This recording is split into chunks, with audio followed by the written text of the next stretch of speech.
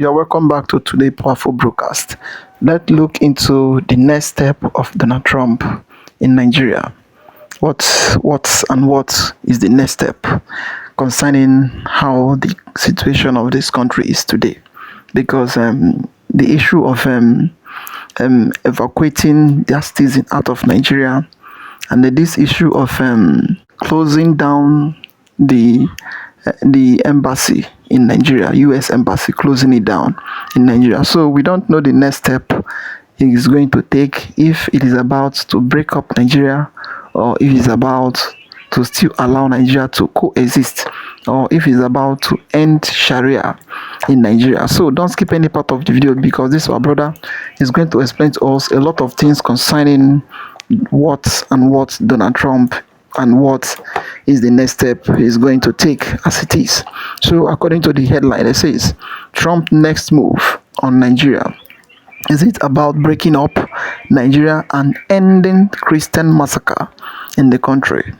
Because this issue of Christian massacre every day, for how many days now, the internet has been bubbling because of how the people have been by everywhere, left, right, and center. No place. This one that happened recently, that the terrorists they are using drones to attack military barracks and to attack military base in Brunei and in other places. And sometimes it used to baffle me, the worst thing that is happening in this country. At the end, the Nigerian military, they will go to southeast and they'll be pulling muzzle, claiming that they are combing the southeast.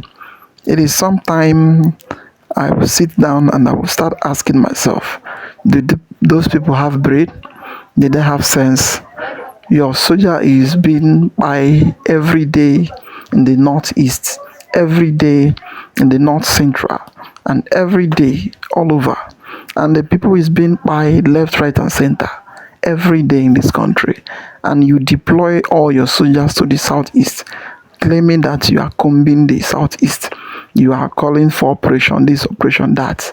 You are chasing Pope terrorists. When the main terrorists that you need to chase, you did not chase them and you leave them.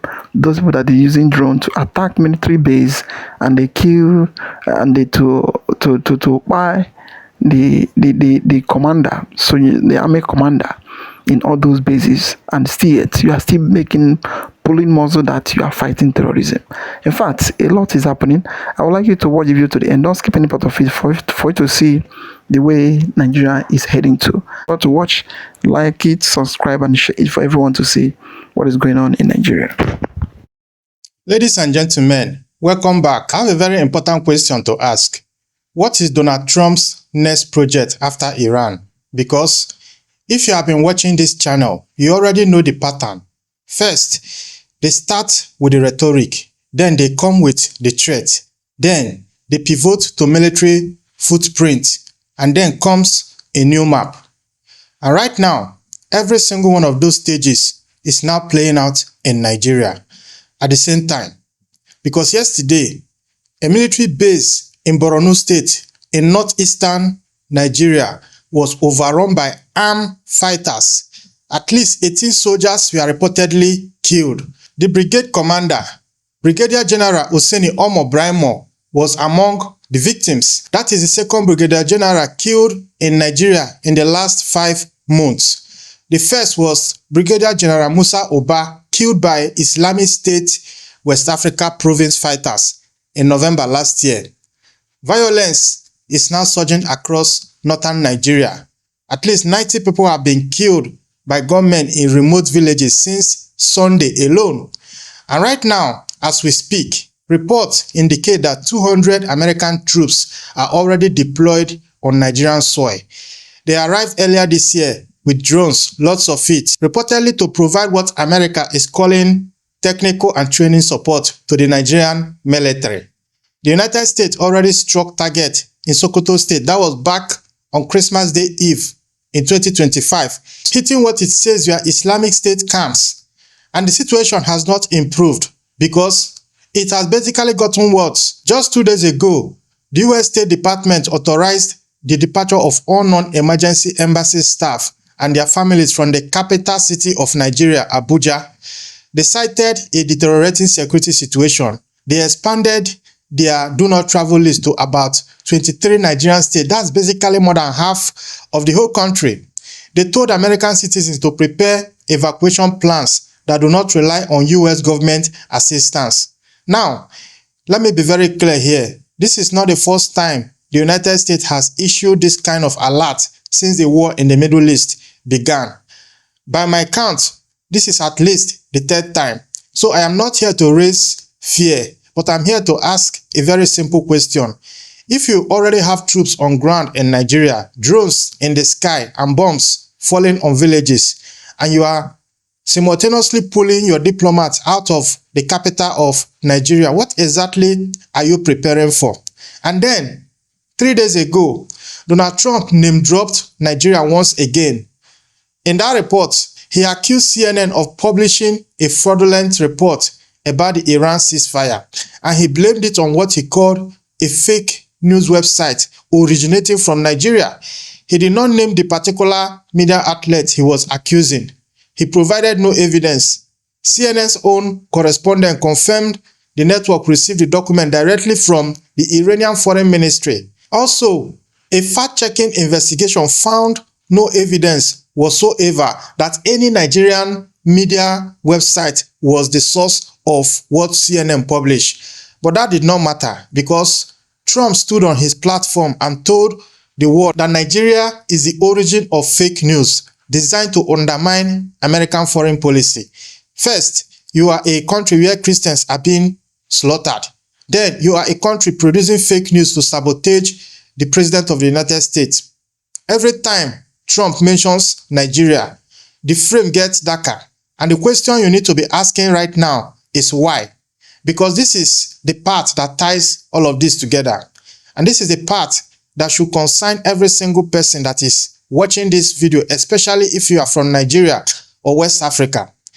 A man named Walid Faris, a former foreign policy advisor to Donald Trump in the 2016 campaign, a man who has appeared on EWTN discussing what he calls Islamic terror in Africa, a man who regularly speaks the language of US congressional hearings and conservative policy circles. This man has been openly and repeatedly calling for the independence of Biafra. He has been posting on social media that self-determination for Biafra is as legitimate as statehood for Somaliland. He has said that the final decision on Biafra belongs to the people, not elite, and he has listed on the record what amounts to a wish list. Biafra, Somaliland, Darfur, they will be next. Let freedom march. This is according to this guy.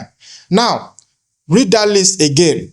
Somaliland, which Israel formally recognized back in December 2025, that caused some kind of diplomatic storm between Israel and the African Union. He also mentioned Darfur, where a Fasha fell to the Rapid Support Forces in October and the specter of genocide returned.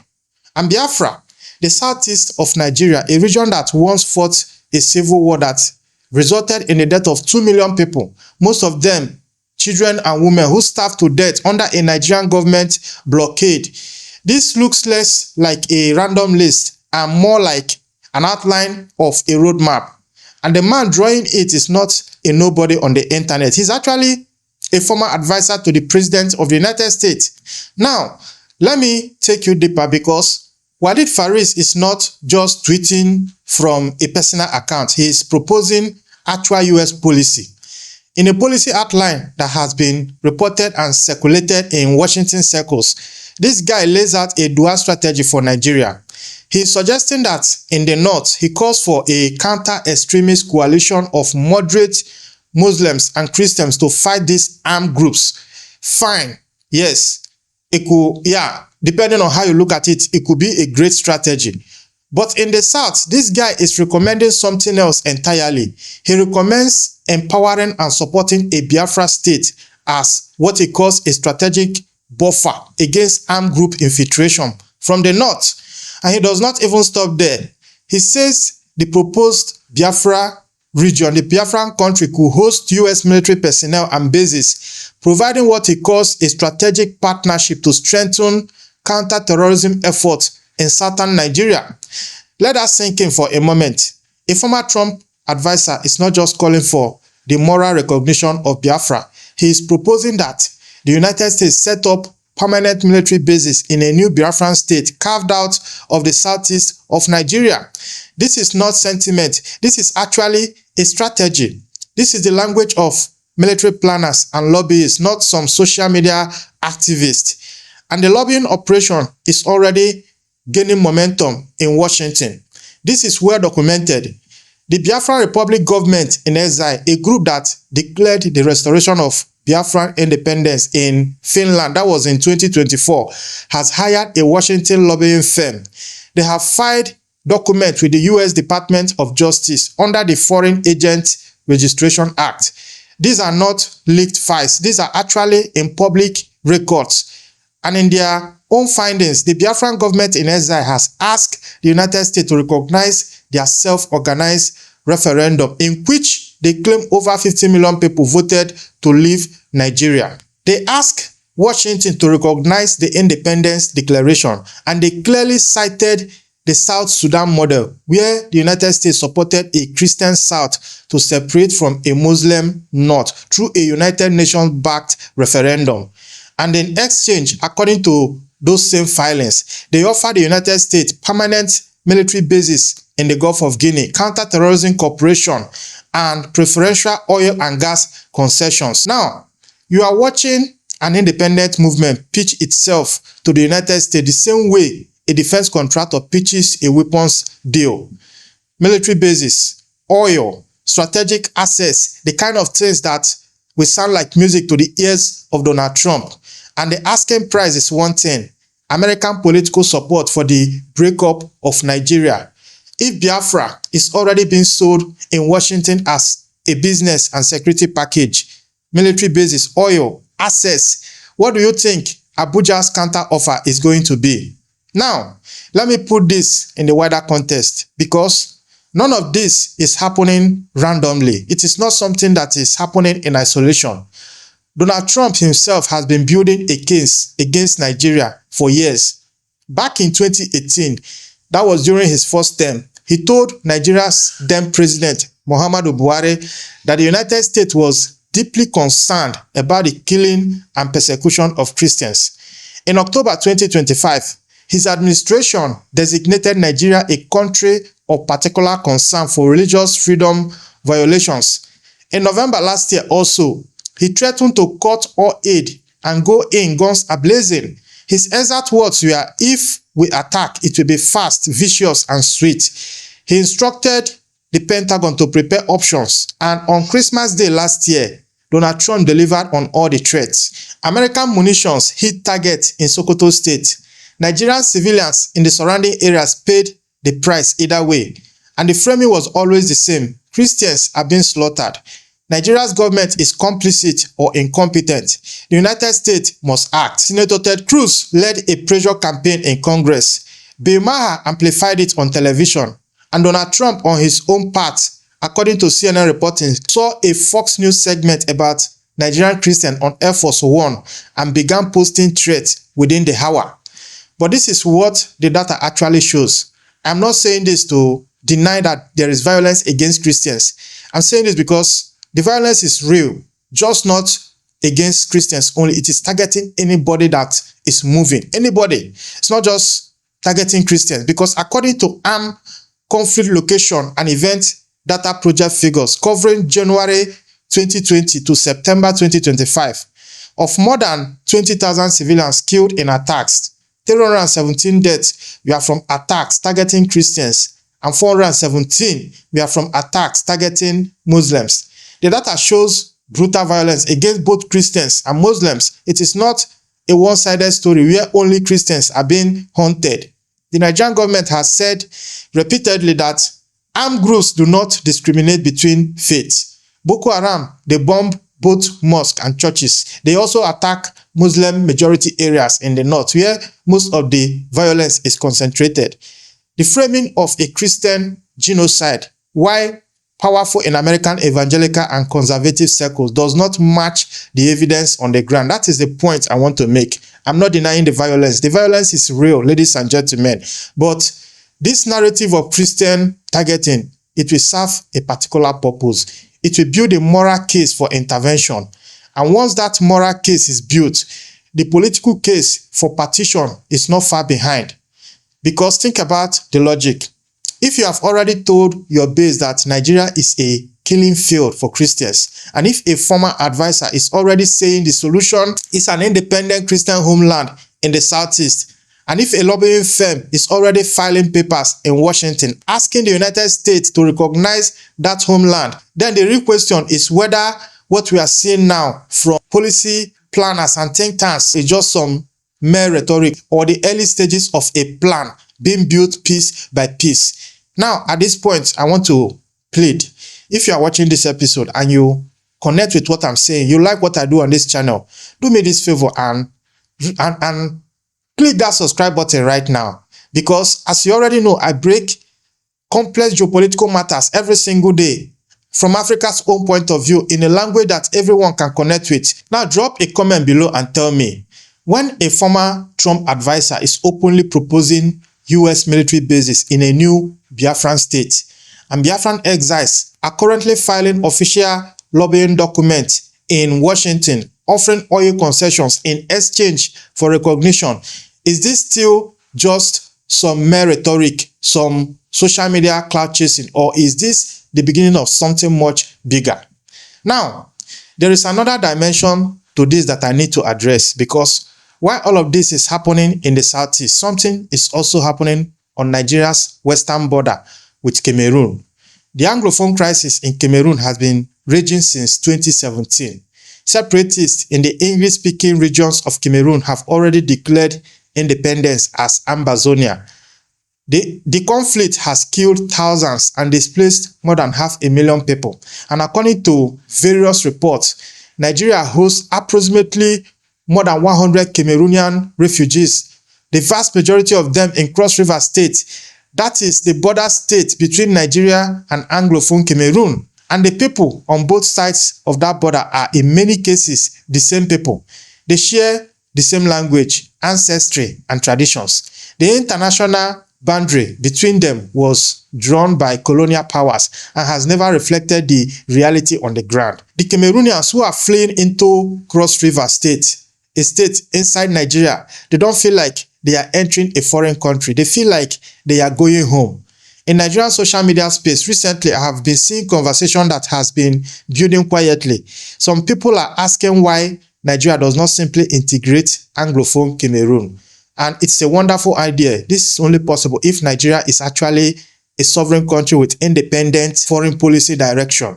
With the current Nigeria, it's only a wishful thinking, but that is something that is a possibility if Nigeria is some kind of superpower in West Africa. Now, this is not some mainstream political position. It is not government policy. But the chatter I am seeing concerning this topic, this issue is real, very real. The argument is very simple.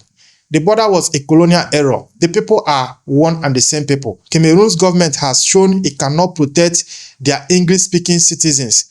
And since those citizens are already flooding into Cross River in Nigeria, maybe the logical conclusion is absorption, not just asylum. I am not endorsing that argument. That's not what I'm doing here. I am simply reporting it because it tells you something important about the mood in the region right now. The idea of borders being redrawn is no longer confined to Washington think tanks and exiled governments in Finland. It is something that people are openly now discussing. If people on both sides of the border feel they are one people, how long before someone in power tries to redraw that line on the map? And that brings me to the question that sits at the center of everything I have told you today. What is the future of Nigeria, really? Because right now, the North is under siege. Armed groups are now overrunning military bases and killing generals. The United States has troops on the ground and drones in the sky. And the violence is escalating, not receding, not decreasing. It is escalating. The American embassy in Abuja is currently emptying out. A former Trump advisor is now publicly advocating for the partition and breakup of Nigeria. Biafran exiles are now seriously lobbying Congress and filing papers with the Department of Justice. Israel has set a precedent by recognizing Somaliland, and Biafran supporters are pointing to that precedent, and they are now saying that Biafra is next. And on the western border, Amazonian refugees are pouring into Cross River State inside Nigeria, while some Nigerians, not every Nigerian, some Nigerians are debating whether that border should even exist. Now, let me be honest with you. There is actually no evidence today that the United States is drafting a formal plan to break Nigeria up. There is no executive order. There is no congressional resolution. U.S. foreign policy still recognizes Nigeria's territorial integrity. Of course, you don't expect them to come out openly. These are the things they do covertly.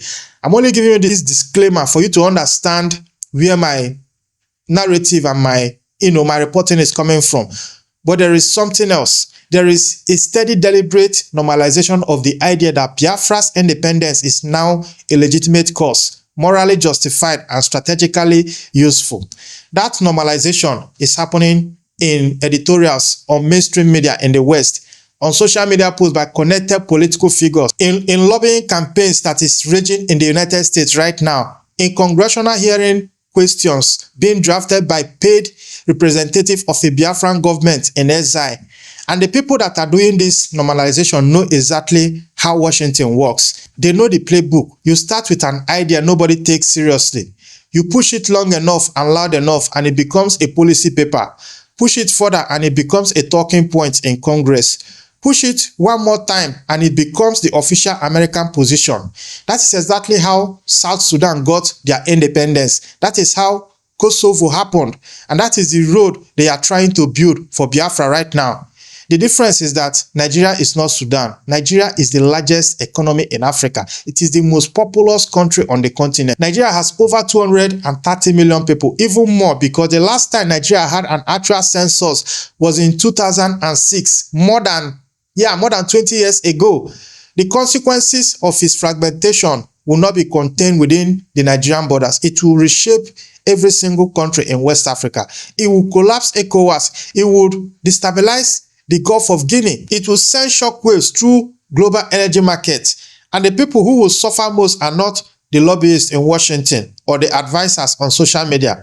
They are the ordinary Nigerians, the ordinary Cameroonians, the ordinary West Africans who have no seat at any of these tables and no say in any of these decisions. That is exactly why this channel exists, to center Africa, to talk about Africa in conversations that are already happening, conversations that are being held about Africa, but without Africa in the room. 5 things you need to take away from this episode. The number one is that Walid Faris, a former Trump foreign policy advisor, is now openly calling for Biafran independence. He has framed it as a democratic right comparable to Somaliland. In a publicly circulated policy outline, he has proposed that a new Biafran state host U.S. military bases and serve as a strategic buffer against armed groups in the north. He has listed Biafra alongside Somaliland and Darfur as the next frontiers for what he calls freedom. This is not social media noise. This is a connected political figure laying out a policy vision for the partition and breakup of Nigeria. The number 2 thing you should take away from this episode is that the Biafran Republic government in exile has hired a lot of Washington lobbyists and filed documents under the Foreign Agent Registration Act. They are now asking the United States to recognize their self-organized referendum and their December 2024 independence declaration. In their own filings, they clearly cite the South Sudan model and offer the U.S. permanent military bases in the Gulf of Guinea and preferential oil concession in exchange for political support. These are the kind of terms, the kind of deals that sound like music to the ears of Donald Trump. The lobbying infrastructure for Biafra recognition in Washington is real. It is also documented and it is very, very active. The number 3 thing is that the security situation in northern Nigeria is now deteriorating rapidly. It is escalating Just yesterday, armed fighters overrun a military base in Borno State in northern Nigeria, killing at least 18 soldiers, including a brigadier general, the second general killed in the last 5 months. At least 90 civilians have been killed in the village attacks since Sunday. The United States has 200 troops and drones deployed in Nigeria and struck Sokoto State in December last year. 2 days ago, the U.S. State Department authorized the departure of non-essential embassy staff from Nigeria and designated 23 states as high risk. The American military footprint is now growing, while American diplomatic presence is shrinking. That combination tells you something dangerous is coming. Number 4, Donald Trump has been building a narrative against Nigeria since his first term. He basically threatened military action. Just last year in November, American munitions hit Nigerian territory on Christmas Day.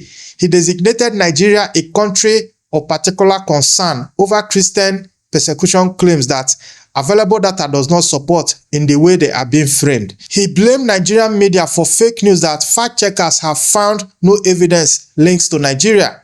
Every mention of Nigeria from this Donald Trump government adds another layer to a portrait of a failed state that needs to be saved, reshaped, or broken apart by outside forces, and a connected network of advisors, senators, media figures, and lobbyists. They are building exactly that case.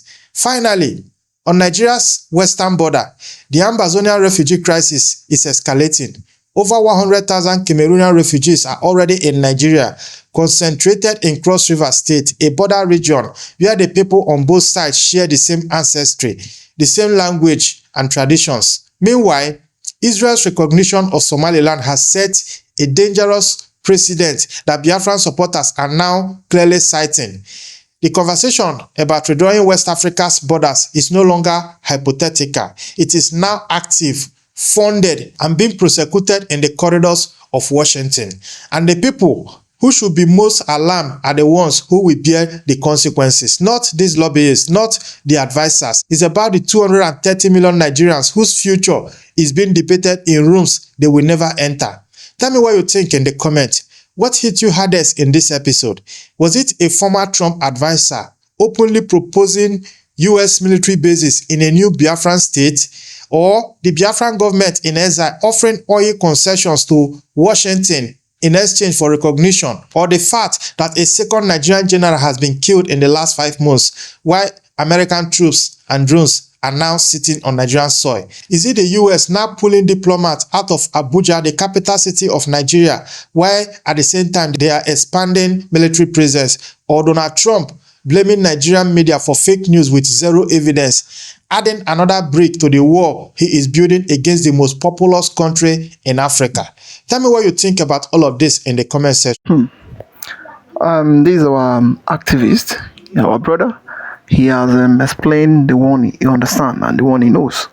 The problem Nigeria is facing today, starting from the pre-colonial masters down to these present days, it is the drawing of the West, the drawing of the South and the North together, the bringing them together, claiming that they are one country. That has been the beginning of Nigerian problem to date. Going down to the North, what is happening in the North? It is Islamization agenda. There is no two ways about it. It is Islamization. They want to Islamize everyone and also to put their Sharia into everyone's head. Whatever you do, you must prompt with the Sharia ways of doing it. Without it, you will go down. Then some of the people that whenever they come, they will tell you that they also massacre the Islam also. Yes, they massacre the Islams. If you look at it very well, it look as if it is those that is not supporting them that they are bringing down. Those that is not really supporting the evil thing that they are doing. Just like if you go to the West, the Yoruba side of Islam, the type of Islam they practice there is not the type of Islam they practice in the North. So they don't really believe that the Yoruba, the West, practice real Islam. So they don't have that kind of radical Islam in the West. But in the North, they have a lot of radical Islam. in the north. That is why they believe that everything they will do and everything you will do must match with the Islam. And if it does not match with Islam, meaning you are now offending their God, and that will lead to issue of destroying both you as a Islam and you as a Christian. And to stop it and to end it, and even Nigeria is a country, I would say regional government would have been the best. True federalism would have been the best for each zone to organize and to control their own region according to the system they understand, not by the federal, not by the central. Because the central controlling everything, claiming that they are the boss and they are the one that will be giving you power or control over every other thing. It gives chance to those terrorists to now penetrate into your own land and they take over and they destroy you. That is the thing. And even the country accepts the way the colonial masters leave the country and go, this issue of true federalism system of government, let everybody control their own territory and be your own, I be my own, without destroying it. And today, as it is today, Nigeria is a country that cannot be controlled. The way Nigeria is today in West Africa, it is the largest black in Africa, and then the most populous nation, and in fact, is among of the most populous nation in the world. So, as it is, the way and who will control it, it will be very, very difficult for someone to control it. And the zone, some of the zone, they'll be claiming, protesting, and going for war, doing many things for them to secede from the country, from them to leave the country and they be on their own, to survive on their own, the way they understand their own life. But still, you don't allow them to go. In fact, Nigeria is a country that fools with a lot of problem, which will give in a chance for outsider to look into it, because the more you look, the less you see. This issue of bandits buying the generals in the north, and they causing a lot of problem everywhere. It is something that needs to put big fear in the mind of the politicians, because their next target, it is how to hit them in a very hard way. But instead of it, what they used to look into it is how they are going to get power and how they are going to make their position 2027. That is what they used to look into. But for them to look into what is really happening in the country, they will not look into it. In fact, a lot is happening in the country. A lot is happening. The Islamization, the Sharia, the freedom of session of Biafra, the freedom of Biafra, and also the Oduduwas agitating also for their own freedom. And a lot of people are already rising up as it is today, start agitating for their own freedom. In fact, a lot is going on in the country. Well, it is left for the government to do the needful and to do what it's supposed to do, so that this terrorism will end in the country. I would say, I would like to hear your comment down below. What do you think about the thing happening in Nigeria?